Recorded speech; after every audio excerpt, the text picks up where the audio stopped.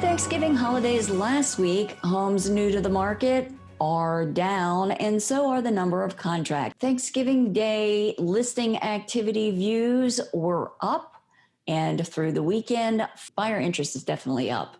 It's Friday, December 4th, 2020. I'm Kimberly Barton of Kinetic Realty with your Maryland Market Minute, your weekly snapshot of what's happening at a local level here in Maryland. Although COVID-19 has created economic hardships for many Americans, there has been a silver lining for many others.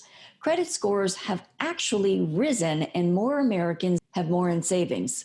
In Maryland, the strong real estate industry continues to boost our economy. Renters are finding that the rental market is bleak. Not only is there a lack of homes for lease, but prices have pushed up, and those that are decent go quickly. What a tenant pays in rent in the Maryland rental market equates to what a mortgage would be on a $625,000 home. Right now, there are 1,678 homes for lease, averaging $3,360. There are 640 homes listed for sale this past week as coming soon. 1,090 are newly active. 555 homes went under contract in 13 median days. 909 moved to pending. 1,712 homes settled last week, priced from $6,234 in Baltimore City to this waterfront home on Gibson Island for $3,785,000.